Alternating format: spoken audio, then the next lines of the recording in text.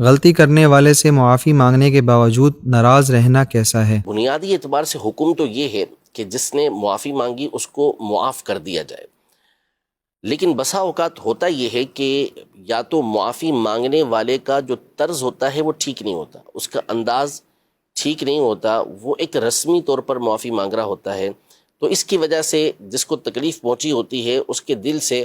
وہ تکلیف دور ہوتی نہیں ہے، تو وہ بھی مجبوراً صرف رسماً جو ہے وہ معاف کر دیتا ہے، لیکن اس کے دل کے اندر کدورت یہ باقی رہتی ہے، تکلیف باقی رہتی ہے۔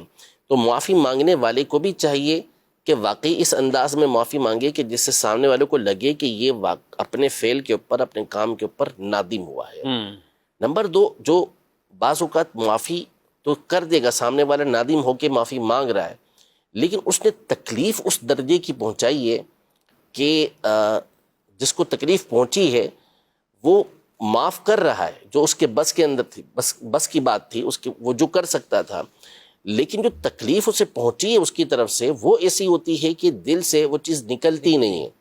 تو اسے چاہیے کہ نکالنے کی کوشش کرے، لیکن ہم اس کو یہ نہیں کہیں گے کہ اس کے دل میں جب تک وہ بات ہے اور وہ کوشش کر رہا ہے تو یہ گناہ گار ہوا، ایسا نہیں ہے۔ صحیح۔ تیسرا یہ کہ معافی جس سے مانگی جا رہی ہے تو معافی کے ساتھ بعض اوقات تلافی بھی ہوتی ہے، یعنی مثلاً کسی کا آپ نے بہت بڑا قرض دبا لیا ہے، لاکھوں روپے اس کے، کروڑوں روپے دبا کے بیٹھے ہوئے ہیں، اس کی جائیداد آپ دبا کے بیٹھے ہوئے ہیں، اور آپ جو ہے وہ کہہ رہے ہیں کہ مجھے معاف کر دو، وہ کسے معاف کرے گا آپ کو؟ یعنی آپ اس کی جو رقم ہے، اس کا جو مال ہے، اسے تو آپ ادا کریں، آپ ادا کیے بغیر اسے کہہ رہے ہیں کہ مجھ سے ناراض مت ہونا، میری طرف سے جو تکلیف پہنچی ہے اس پر آپ مجھے معاف کر دیں، تو یہ تو عجیب و غریب بات ہو جائے گی۔ جیسے میرے رسول سمجھاتے ہیں مثال دے کے کہ کسی کو تھپڑ مارا اور اسے کہا کہ سوری، پھر فوراً کہا کہ ہاں سوری تو کر رہا ہوں لیکن ایک تھپڑ اور ماروں گا تھوڑی دیر کے بعد، ایسی سوری کا کیا فائدہ، ایسی معذرت کا کیا فائدہ؟ تو جس کے ساتھ ایسا سلوک کیا ہے آپ نے، جس کو تکلیف پہنچائی ہے، تو آپ اس کو پھر راضی کرنے کی بھی کوشش کریں، اور آپ نے اگر اس کا نقصان کیا ہوا ہے، اس کی کوئی چیز دبائی ہوئی ہے تو وہ اسے واپس کریں، تو اس کے دل سے کدورت نکلے گی نا۔ لیکن تو اگر ایسا نہیں کریں گے، اس کی وہ چیز آپ نے دبا کے رکھی ہے اور مسلسل آپ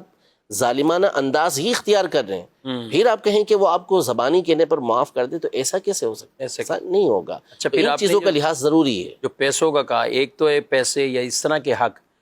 بعض کا دوسروں کی عزتوں کے جنازے نکال دینا، بالکل ایسا ہی ہے۔ اور آج سوشل میڈیا ہے اور اس میں وہ بیچارہ جس کے بارے میں بات کر دی، نہ اپنے گھر میں ایک طرح کا منہ دکھانے کے اللہ قابل رہا، نہ معاشرے میں نہ رہا، نہ کسی اور جگہ، اور بعد میں یہ کہیں کہ وہ غلط فہمی ہوگی تھی لیکن آپ معاف کر دیں، کیا کرے گا؟ یعنی یہ دور تو جیسے فتنوں کا وہ دور ہے کہ جو روایت میں آیا تھا کہ ہر ایک کو تھپیڑا لگے گا اس کا، ایسے ہی فتنوں کا دور ہے۔ اللہ، یعنی کیا سمجھ نہیں دیندار، پڑتی کہ کیا عام۔ کیا لوگ کرتے ہیں، اور سوشل میڈیا کی تباہ کاریاں جو ہیں اس حوالے سے یہ ایسی ہیں کہ گناہ کر کے، گناہ تو ایک طرف رہا، بعض اوقات بندے سے غلطی ہو جاتی ہے، اب غلطی ہو گئی اور اس نے اس کو سوشل میڈیا پر ڈال دیا، توبہ کر لی اس نے،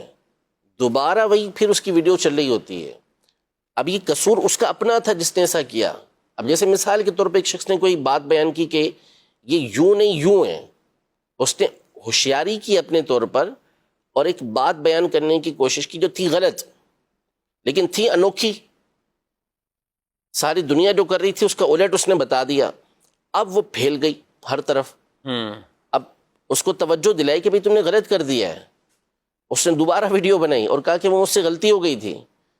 تو اب اس نے غلطی ہو گئی، اس نے معافی مانگ لی، معذرت کر لی، لیکن نتیجہ کیا نکلے گا کہ اس کی پہلی والی ویڈیو جو ہے اس سال کے بعد گھوم کے آتی ہے کہ یہ پوچھیں گے کہ یہ کیا بیان کر رہے ہیں، تو اس کو بتایا جاتا ہے توبہ کر چکا ہے بندہ، اس سے رجوع کر چکا اس سے۔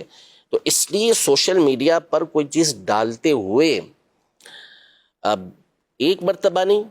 100 مرتبہ سوچ لینا چاہیے اچھی طریقے سے کہ جو چیز آپ سوشل میڈیا پر وائرل کریں گے نا، تو یہ جیسے نامہ اعمال ہے نا، اس کی ایک مثال ہے ایک طرح سے ہمارے سامنے کہ یہ گناہ مٹتا نہیں ہے، اس میں سے